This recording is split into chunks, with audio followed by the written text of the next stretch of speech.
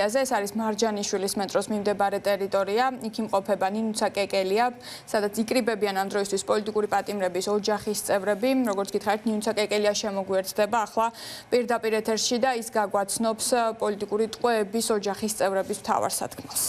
რაღაცა შუქები ეცდება, რამე ბანერია, ხო?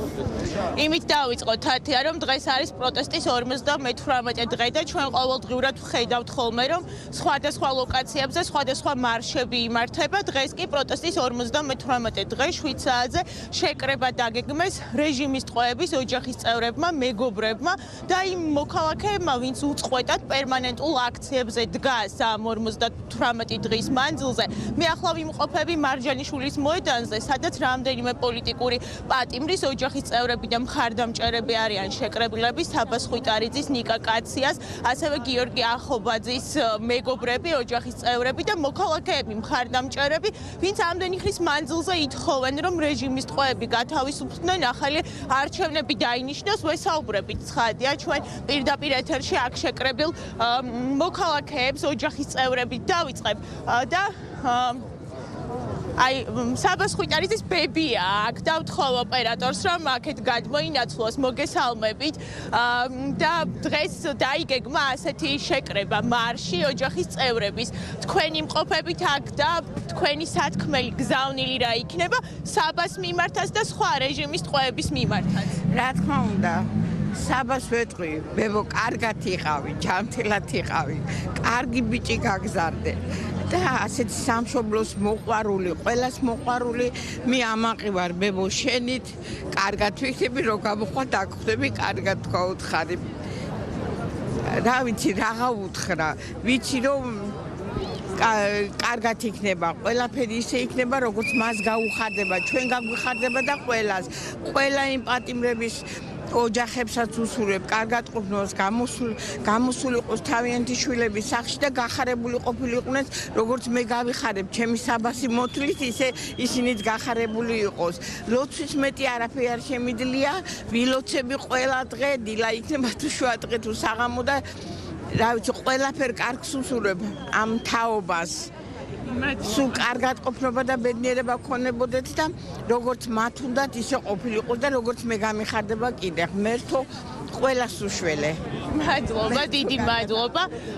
საბას ხვიტარიძის ბებიას უსმენთ თქვენ და როგორც გითხარით, აქ ოჯახის წევრები არიან რეჟიმის ტყვეების შეკრებილები და ასევე არიან შეკრებილები პოლიტიკოსები, ვიდრე ისე ოჯახის წევრებს გავესაუბრებით, ნანა მალაშხიას და მაია მოგესალმებით, ქალბატონი მაია.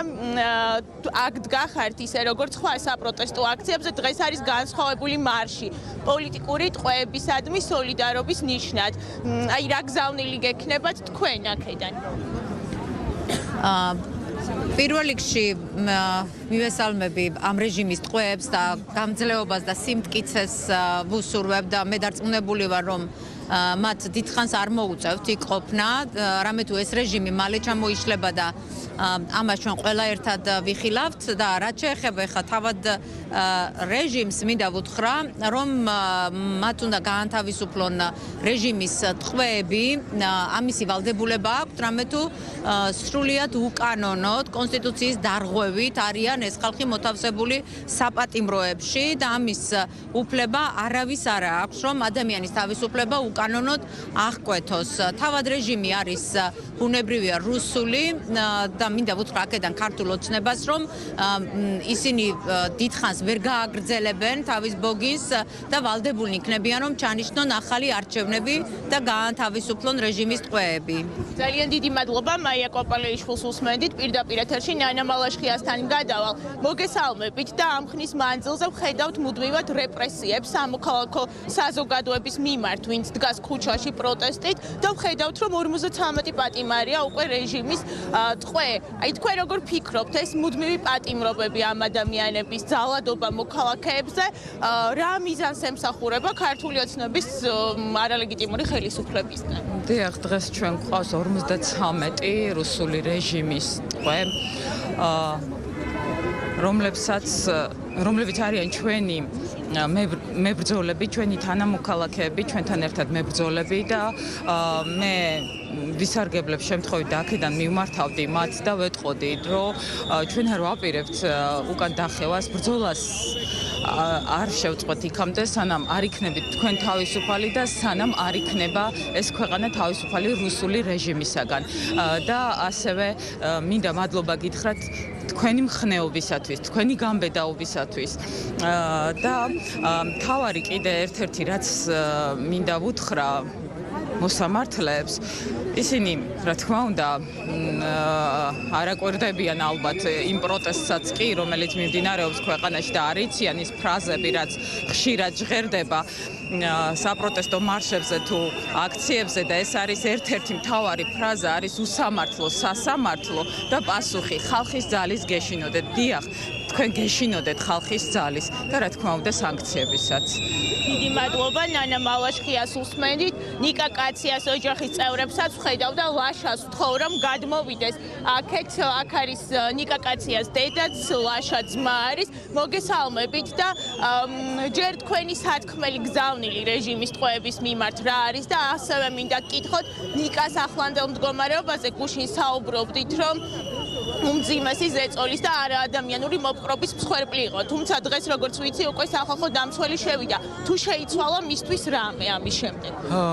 შეცვლაზე რა მოგახსენოთ, ხა ზოგადად სახალხო დამცველის წარმომადგენელი პირველადაც იყო შესული, მაგრამ მისი დაპირებებად დარჩა და ფაქტია რომ დღეს კიდე უფრო მძიმე მდგომარეობაშია.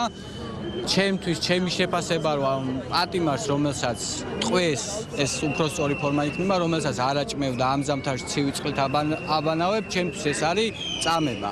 მეტი ამ ფაქტზე შეფასება არ შემიძლია და სახალხო დამცველს სანამ არ შეაჯანჯღარებ, იქამდე ძინავთ და ჯობია გამოვიდნენ კაბინეტებიდან დაინტერესდნენ რა ხდება პენიტენციურ დაწესებულებაში, როგორ მდგომარეობაში არიან პატიმრები და ყოველდღიური შეხება გქონდეთ მათთან, რომ ყოველდღიურად მოისმინონ პრობლემა და არა მარტო მოსმენისთვის, რომ გამოასწორონ შემდეგ ის პრობლემები, რაც იქ არსებობს და ბიჭებს მინდა ძალიან უთხრა, ყველა პატიმარს აბსოლუტურად ცოტაც გაუძელით, მალე გავიმარჯვებთ და მალე ყველა ერთად ვიზეიმებთ თავისუფლებას. დიდი მადლობა და მარიკა არევაძეს თხოვ აქეთ რომ გადმოინაცვლოს. მარიკა მოგესალმები და შენ სოციალურ გვერდზე ხშირად აქვეყნებ ხოლმე ამ ადამიანების შესახებ, რეჟიმის ტყვეების შესახებ, მათი საქმის მასალების ნაწილსაც, ვიდეო მტკიცებულებებს, რომლითაც ედავება პროკურატურა მათ დანაშაულს, თუმცა ყველა ეს სადაო რაღაც მტკიცებულებები არის ფაქტია, რომ ხშირ შემთხვევაში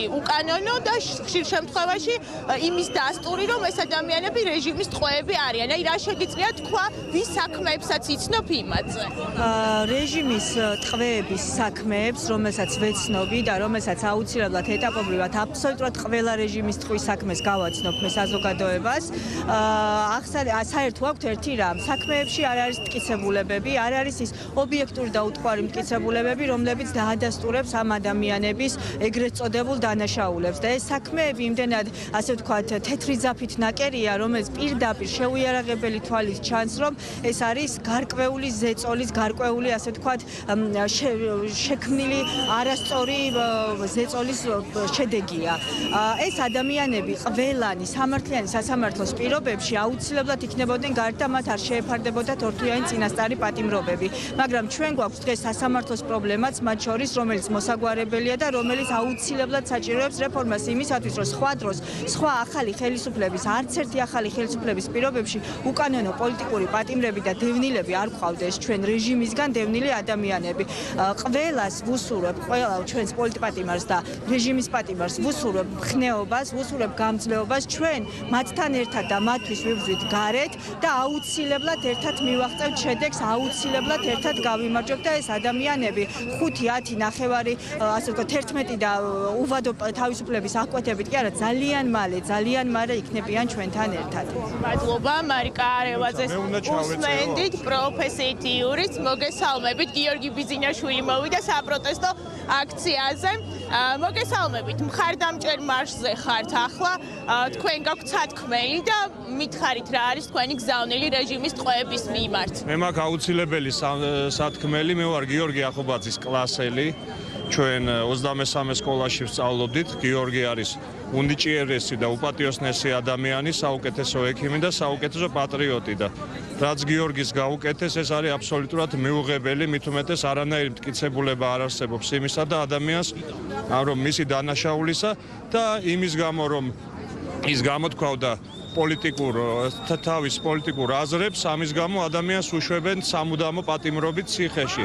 გიორგი არის ადამიანი, მე მინდა იცოდეთ, რომ დღეს რომ საქართველოში ცოცხლები დადიან, სიკვდილისთვის გადადებული ასეულობით ადამიანი, დაწყებული ბავშვებიდან დამთავრებული დიდებით და ისინი ცოცხლები რო დადიან, ეს არის გიორგის დამსახურება.